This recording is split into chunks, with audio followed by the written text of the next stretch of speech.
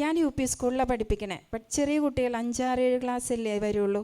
അവരോട് എന്തെങ്കിലും പറയും, പ്രത്യേകിച്ച് അവരെ കറക്റ്റ് ചെയ്യും. ഇന്നത്തെ തലമുറയ്ക്ക് ഇഷ്ടമില്ലല്ലോ കറക്റ്റ് ചെയ്യുമ്പോൾ.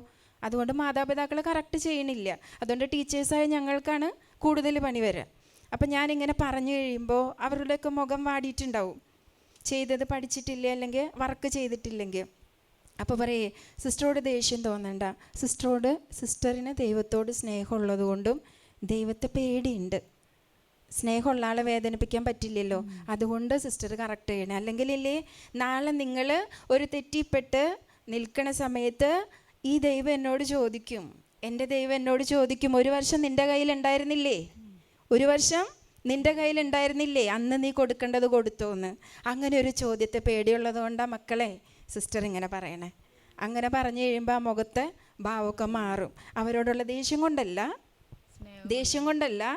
ഇങ്ങനെ ഒരു കാര്യമുള്ളത് കൊണ്ടാണ് സിസ്റ്റർ പറഞ്ഞ്. ഞാനങ്ങനെ പറഞ്ഞു കൊടുക്കാറുണ്ട് മക്കൾക്ക്. എൻ്റെ പ്രിയപ്പെട്ട മാതാപിതാക്കളെ, നമ്മുടെ മക്കൾക്ക്, നമ്മുടെ പേരക്കുട്ടികൾക്കൊക്കെ ഇങ്ങനൊരു ബോധ്യം ചെറുപ്പത്തിലേ കൊടുത്തൂടെ. ഈ ദൈവഭയം ഇല്ലാത്ത തലമുറ കൊണ്ട് വലിയ വലിയ കൊലപാതകങ്ങളൊന്നുമല്ല നടക്കണേ.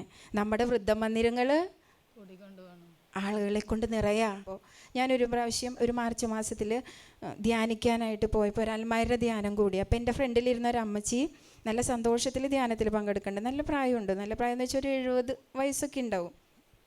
ധ്യാനത്തിൻ്റെ ലാസ്റ്റ് ദിവസമായപ്പോൾ ഈ അമ്മച്ചി എൻ്റെ അടുത്ത് എൻ്റെ കൈമ പിടിച്ചിട്ട് അങ്ങനെ പൊട്ടിക്കരയാൻ തുടങ്ങി.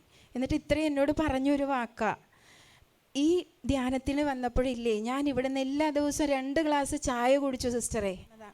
ഞാൻ ആ സമയം കഴിഞ്ഞ് പിന്നെ അമ്മേനെ തനിയെ കണ്ടു, ധ്യാനം കഴിഞ്ഞ് പോണതിന് മുമ്പ്. അപ്പം അമ്മ പറഞ്ഞത്, 2 മക്കളാ, ഒരു മോനേ ഉള്ളൂ. ആ മോൻ ഭർത്താവ് മരിച്ചിട്ട് ഈ അമ്മയ്ക്ക് ഒരു ഗവൺമെൻറ് ജോലി ഉണ്ടായിരുന്നു. അതിൻ്റെ കുറച്ച് പെൻഷനൊക്കെ കൊണ്ട് അമ്മ ജീവിക്കണേ. ഈ മോനെ നന്നായി വളർത്തി. അവർ നല്ല നിലയിലായപ്പോൾ ആ അമ്മയ്ക്ക് പാലൊഴിച്ച് ചായ കൊടുക്കില്ല. ആ വീട്ടിൽ പശുവുണ്ട്, ആ പാലവർ വിൽക്കണുണ്ട്. വീട്ടിലുള്ള അമ്മയ്ക്ക് അത് കൊടുക്കണില്ല. ആ അമ്മയ്ക്ക് എന്താ പറ്റി? ഭർത്താവില്ലാതെ എല്ലാം കൊടുത്ത് മക്കളെ വളർത്തിയതാ. അമ്മ കൊടുക്കേണ്ടത് ദൈവത്തോടുള്ളൊരു ഭയല്ലേ, ദൈവഭയവും ദൈവഭക്തിയാ. അത് ശരിക്കും കൊടുത്തെങ്കിൽ ആ മകൻ ഇന്ന് അങ്ങനെ ചെയ്യുമോ? ചെയ്യില്ല. കാരണം തമ്പുരാൻ്റെ മുമ്പിൽ നിൽക്കേണ്ട വരുന്നൊരു ബോധ്യം ഉണ്ടാവും.